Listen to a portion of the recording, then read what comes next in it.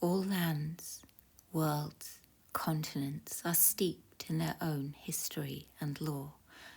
I think perhaps today I'll tell you a tale from well before my time.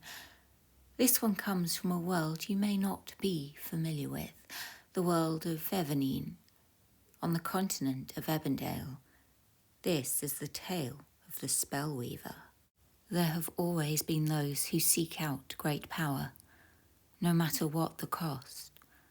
And with great magic comes great power. Perhaps you've heard tales of wizards considered mad or paranoid who isolate themselves, surrounding themselves only with books, constantly seeking out knowledge. For knowledge also brings power. Whilst the very best wizards may have a natural aptitude for learning, theirs is not an innate magical power like that of the sorcerer, nor is it one gifted to them through a pact or a bargain like a warlock. They must study and study hard and practice hard in order to hone their skills. Silverhaven is the capital city of Ebondale and home to the Spellweavers Academy, a college which those who wish to become the very best at wizarding wish to attend. Only the most promising students gain admittance, and there they will learn magical secrets from the most renowned wizards on the continent. But who was the Spellweaver? Did she even exist? Was she ever real? Lore says that she was an elven mage, one who studied hard and practiced hard and developed a magical skill that far surpassed that of her superiors. Word began to spread of her talents, and many began to seek her out, some looking for her aid, some looking to control her, manipulate her, bend her and her powers to their will. For those who cannot wield magic themselves, will try to find some way to wield a magic user. The Spellweaver was clever, and whilst she wanted to grow her own power as a wizard, she had no interest in politics. She had little interest in gaining power for herself, and certainly none in helping those who looked to gain power reach it. She did not want to be used by others as a pawn. Many tried. Once they realized she could not be bought with gold or platinum, they tried offering rare tomes, artifacts that she could study, things from which she could perhaps learn magical secrets. Some of these bargains she accepted, many she did not. She wanted to be in control of her own self, her own mind, her own power. She built herself a tower which still stands in the centre of Silverhaven, known as the Silver Spire. It is where the Silver Council meet and is no longer a place of magic, but just a place of great history. If you ever find yourself in Silverhaven, then you must visit. Like many elven structures, it is very beautiful. But then, being an elf myself, perhaps I may be slightly biased.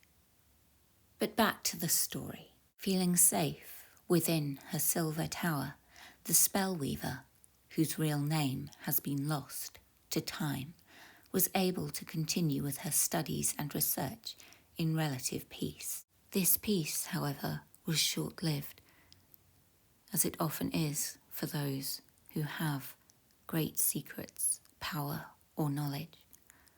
Wizards began to come to Silverhaven, some seeking to learn from the Spellweaver to study under her, others to try to steal her secrets for themselves. This is when the Spellweavers Academy was founded, although the Spellweaver herself never taught students there. Her appearances began to become less and less frequent over time.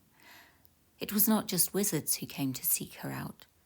Mercenaries would be sent, trying to gain entry to the tower, to to get to the Spellweaver herself, or at the very least some of her secrets, and steal them, and take them back to those who would use them for less than altruistic purposes. The Spellweaver would grant audiences only to a trusted few, and it was through these few that she imparted her knowledge, her secrets, her spells, for the students to learn. She was not entirely selfish. After all, what is the point of developing new magics if they die with you? All powerful wizards are able to travel via magical means, and the Spellweaver was no different in this regard. She would use her magic to explore the continents, to seek out things that would enhance her abilities, increase her knowledge, but always done with great secrecy. Nobody ever really knew what she was up to. She was very isolated. No friends, no lovers. It can be a very lonely existence when everyone seeks you out for their own means, when you never know if people want you for you or for something you can give them. The only person the Spellweaver trusted was herself. Have you ever heard of a simulacrum? Made from snow and ice, a perfect replica of a wizard. It can cast spells. It cannot learn new knowledge, but can retain some of what the wizard knew. Rumour has it that she created many of these, perhaps even some clones. That way at least she had some form of company. Rumour has it that she created a miniature enchanted version of the Silver Spire, her home, and within it housed one of her simulacrum. Of course, being a wizard, she was unable to wear armour, reliant on robes and spells for protection, but she found a way to weave her magic into a set of robes. Robes of the Spellweaver, rumoured to be a powerful, magical item that could only be worn by another wizard. Robes which required special tasks to unlock their full potential. As she became more and more isolated, instead of wearing these robes herself, she bequeathed them to one of her simulacrums, the one living within the magical miniature tower. A tower hidden somewhere on Ebondale. Nobody knows where. Maybe it's just a myth. Maybe somebody has it sitting in their home on a shelf, or in the attic, or the cellar. Perhaps it is a toy for a child to play with, and they do not know that they hold in their hands the secrets of great power. Of course, traveller, as I said, the Spellweaver was a clever woman. She would not leave her miniature tower completely unprotected. The tale goes that only one capable, worthy of wielding power such as she, would be able to access it and gain for themselves her magical robes and the secrets to unlocking their protective powers. Maybe someone is wearing those robes right now. Nobody really knows what they look like. Even the greatest of wizards who have been hunting for these robes don't know exactly what it is they're looking for. But that's half the fun, isn't it? When you don't know what it is you're looking for. A scavenger hunt. Maybe you'll find them, traveller. Maybe they'd suit you. Maybe not. I think I might look quite good in them, but of course, I'm a bard, not a wizard. They would be of little use to me.